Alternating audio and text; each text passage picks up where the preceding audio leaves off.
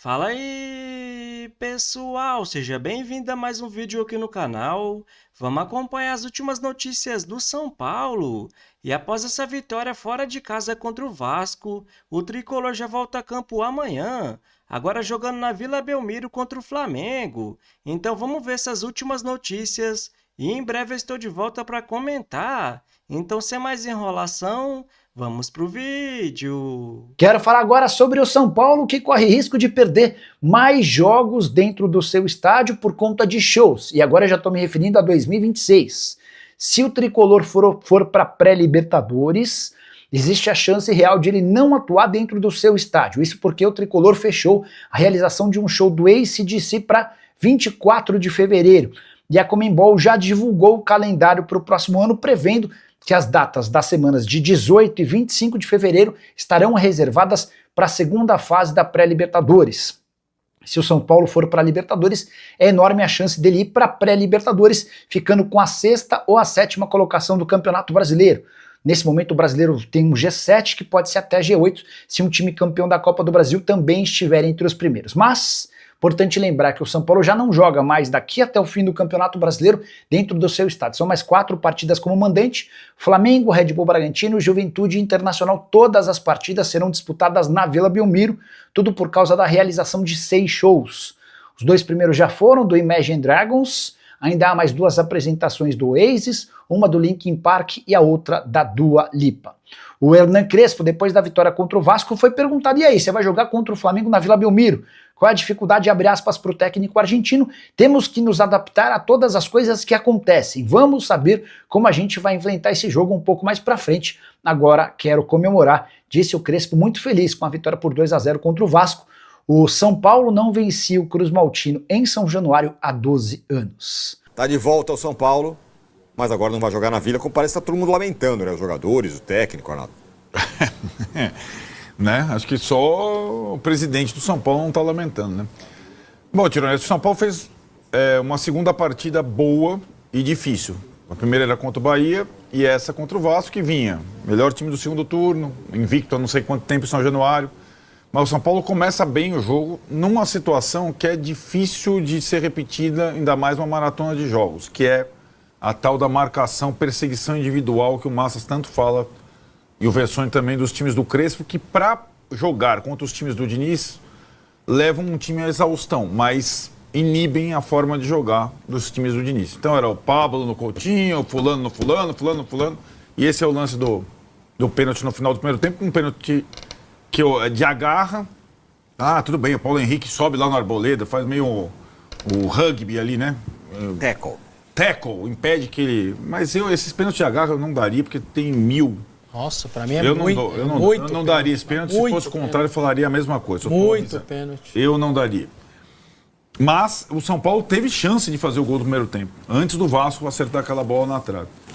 No segundo tempo, já com a maior dificuldade de perseguição individual, o Vasco começa muito bem o segundo tempo, leva o São Paulo meio às cordas, e na hora das trocas, ali, primeiro 15 minutos, o Diniz vai meio por tudo ou nada, não sei por quê. E aí, quando ele coloca o Verratti, hoje o Vasco tem o Verratti no banco, né? Não é mais titular do time. O time joga sem centroavante fixo, que foi uma melhora para o Vasco. Quando ele coloca o Verratti, ele facilita a coisa para o São Paulo. E deixa só o Tietê de primeiro. Isso tudo é antes da entrada dos caras aí. E o São Paulo vai colocando, aí o Crespo coloca os mais rápidos, o Rigoni e o Ferreirinha, e tem o contra-ataque, além de ficar mais fácil para defender. E aí o São Paulo faz o segundo, poderia ter feito antes, poderia ter feito o terceiro, poderia ter feito o quarto, naquela situação do Diniz no tudo ou nada. Mas foi um jogo tecnicamente bom, em que o São Paulo, como visitante, consegue uma vitória maiúscula para um time que entrou com 12 desfalques. 10 machucados, que já é a conta normal, mais 2 suspensos. É a mesma coisa contra o Flamengo, você continua com 10 machucados e outros 2 suspensos, incluindo o lateral esquerdo Enzo Dias, que eu acho que vem sendo o melhor jogador do São Paulo. Rigoni perdeu chances incríveis. Mas o fato, né, Tirone, é que a torcida do São Paulo tinha desistido, o São Paulo tinha morrido, o São Paulo não morreu. Para os jogadores e para o Crespo, não morreu, e esse ano ainda não morreu. Não acabou esse ano. Para a direção, acabou, né? Vai jogar na Vila Belmiro e tal. Há chance Ainda mais depois que Flamengo e Palmeiras foram para a final da Libertadores e você ganha uma vaga a mais na Libertadores. Há chance. Não é fácil, porque o São Paulo visitou o Vasco, vai visitar o Corinthians e vai visitar o Fluminense, que são os concorrentes nessa briga. E vai visitar o Flamengo, né? E vai visitar o Flamengo, vai visitar o Bragantino, Na vai visitar o Vila. Juventus, né? Então o São Paulo vai fazer os 7 jogos restantes, nenhum na sua casa. Se fosse um clube normal, bem administrado, o São Paulo tinha todas as chances, pelo time que tem, pelo trabalho que faz, pela mesma escassez de chegar na pré-Libertadores ao menos. Mas ele tem uma coisa que os outros não têm, ele não tem casa. Então é imprevisível como é que vai ser. Como o Lucas falou, eu não sei como vai ser. O Felipe Luiz comentou, eu não sei como o São Paulo vai reagir, não é a casa deles, né, no jogo da quarta-feira, com um intervalo menor do que o jogo, do que o Flamengo teve. O que você ia falar, Massa? Não, eu quero falar um pouco sobre esse ambiente que permeou o São Paulo, que tomou conta do São Paulo. Como se o São Paulo fosse um clube para daqui 20 anos não existir mais. Que coisa ridícula, que comportamento ridículo do torcedor do São Paulo. A minha crítica é com você, torcedor do São Paulo, cara. É nessa hora que você vai ter que estar lá, é nessa hora que você precisa estar do lado do seu clube, gente. Falou em morrer. Entendeu? Tá. Para com isso, gente. Pelo amor de Deus. É que eu acho que o sentimento Entendeu? deu um pouquinho depois do que o Palmeiras chegou na final da Libertadores. mas O São o Paulo ainda é Bessa. tão importante. Vai ver que alguém vai ter 4, ele 3. Eu acho que foi só aquele recorte do Parece meio a da quinta semana. série, eu meu acho. irmão. Eu tenho 4 sanduíches, você tem 3. Mas eu acho que foi um recorte ô, daqueles dias. Que só, isso eu não é acho, futebol, meu irmão. Isso não é futebol. Futebol é mais na podre do que na boa. Futebol é mais na hora que você vê um presidente que, né, às vezes não pensa nas coisas. É que é essa hora de abraçar, essa hora de ir pro sócio torcedor, essa hora de segurar o São Paulo no colo. Gente, o São Paulo é um clube muito jovem na sua história. O São Paulo já amargou dificuldades, passou fila enquanto construiu o seu estádio. O São Paulo tem patrimônio. O São Paulo tem condições de se reerguer nos próximos 2, 3 anos. Então, eu não sou sommelier do torcedor, não, mas, cara, que conversa mais depressiva é essa? Acabou, não tem mais jeito, não sei o quê, biriri. Que conversa é essa? Eu acho que é muito Entendeu? Não conta tem- do não- atual comando do São Paulo. Ok, mas Essa é o sinalização. São Paulo que está em jogo, não é o Casares, Então, o diretor claro. de futebol, o Carlo Magno. É o São Paulo. Torcer para um time de futebol, cara, é estar com ele. Na podre e na boa. É o significado Agora é hora torcer, de ir né? na podre, cara. É estar junto. Aliás, um é clube de estar ao futebol lado. perde muito mais do que ganha, né? Então, mas eu acho que aí, Porra. cobrando questões mínimas. Essa questão do estádio, ela não é uma brincadeira. Sim. Ó, o William Romão fala aqui, em vez de ficar lamentando o fato de não ter o Morumbi, não seria melhor engarar a realidade e fazer um caldeirão na Vila? Não, isso é para esse ano. Agora sim, eu tô aqui, ó. Eu não vou desistir disso. Vou ficar até o final. Casares, me aguarde, velho. Então, acabaram de ser confirmados pro ano que vem. Eu tô querendo chegar no ano que vem, porque o ano que vem é mais preocupante que esse ano. Esse ano o São Paulo não cai, né? Pode jogar Libertadores. Tem esse time aí. Não sei o que vai ser pro ano que vem. Confirmados pro ano que vem. Shows no Morumbi. AC/DC que eu gosto, mas não vou. 24 de fevereiro. The Weekend, 30 de março e 1º de abril. Aí vai lá. Guardou esse de 24 de fevereiro? Ué, mas aí já é colado uma é a coisa. Dá uma olhada aqui. pré-Libertadores, não é? Dá uma olhada aqui. É, a pré-Libertadores, né? 25 de fevereiro. É. Então, por isso que eu tô falando, o Casares ainda vai ser presidente até o final de 2026. Ou ele vem numa última tentativa e joga aberto, ou ele não vai continuar até o final. Porque desse jeito que passou 2025 não vai.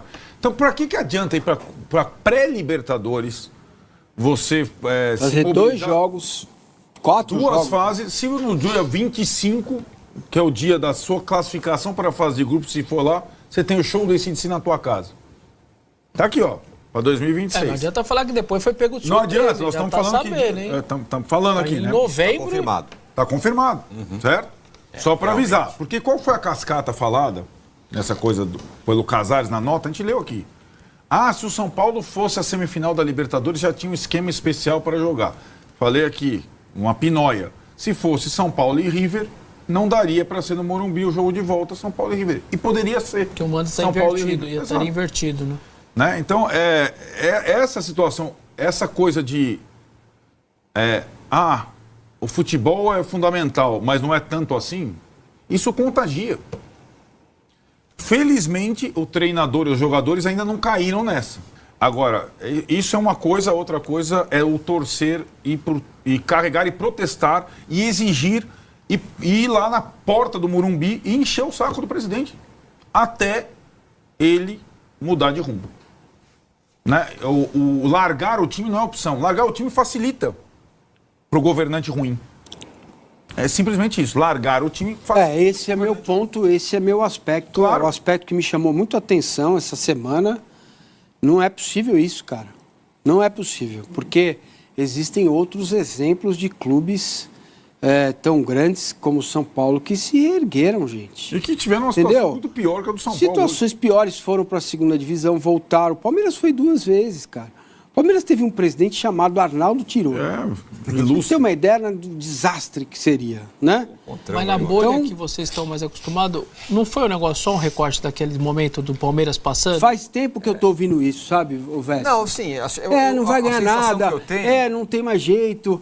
Acabou. Não, é que foi exagerado. Que vai ganhar. Não, você tem razão, entende, foi cara? exagerado. Isso incomoda demais como ser humano. Subiu o tom naquele momento, mas assim como tudo das redes sociais, esse negócio reverbera mais do que o número. A questão do estádio... As pessoas são barulhentas, as pessoas que estão nessa pegada. Mas não foi o São Paulo que perdeu de 4-0. Foi a LDU que perdeu de 4-0. Não tem nada a ver uma coisa com a outra. Entendeu? Sim. Eu tô falando só qual que é o sentimento, assim. Vou falando claramente. Fizemos lá no nosso canal uma enquete. Diante da situação do São Paulo, você vai fazer o que a partir de agora? Apoiar, desistir, apoiar mais com crítica, apoiar mais protestar e tal. Tipo, apoiar mais protestar deu lá 50% dos votos. E abandonar é 8%, é muito pouco. Então, o que eu quero dizer?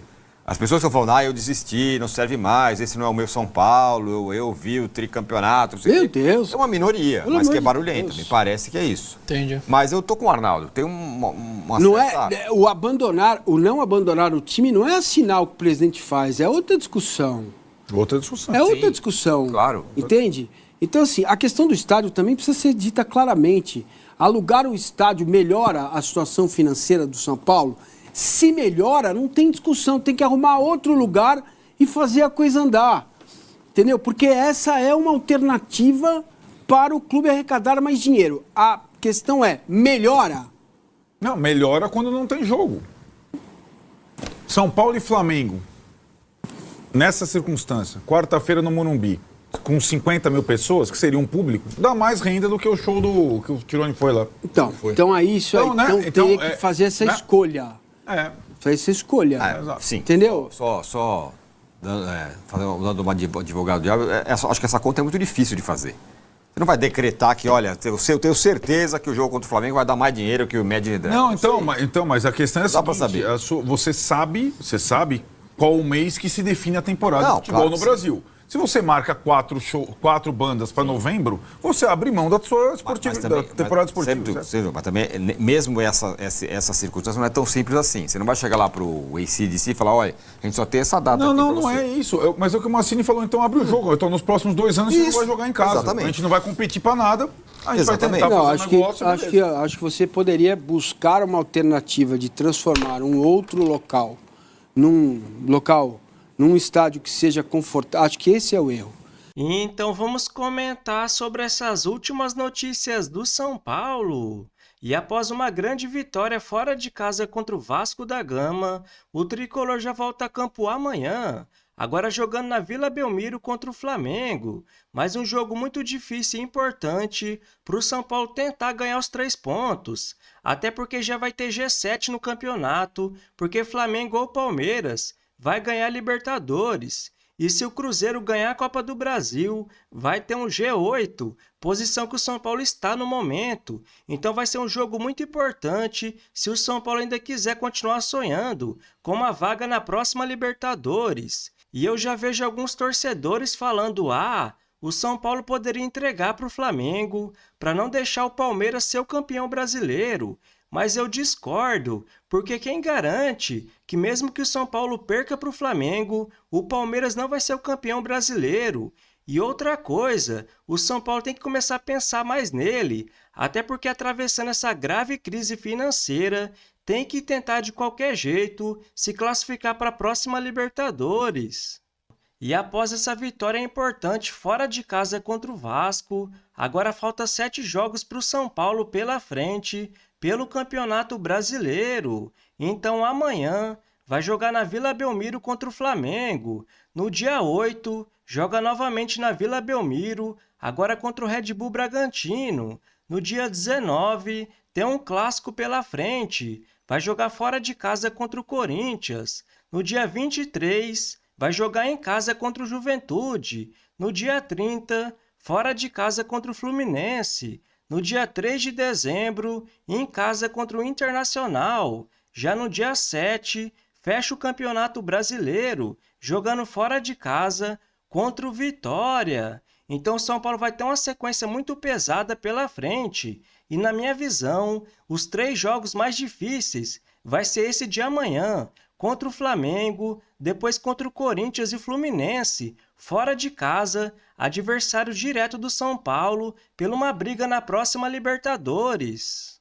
E agora vamos ver a situação do São Paulo pelo Campeonato Brasileiro. No momento, o tricolor aparece em 8º, com 44 pontos. Em 31 jogos, venceu 12, empatou 8 e perdeu 11. Está 3 pontos atrás do Fluminense, 7º colocado, e 4 pontos atrás do Botafogo, 6º colocado. Já atrás do São Paulo, está em 9º Vasco da Gama e em 10º Corinthians, os dois com 42 pontos. Então, para vocês verem como está acirrada essa briga por uma vaga na próxima Libertadores. Então, por isso que eu não concordo com alguns torcedores que vêm falando que o São Paulo tinha que entregar esse jogo para o Flamengo. Até porque, na minha visão, para o São Paulo tentar sair dessa grave crise financeira, não pode ficar de fora da próxima Libertadores, que ia fazer o time arrecadar muito menos, né, galera?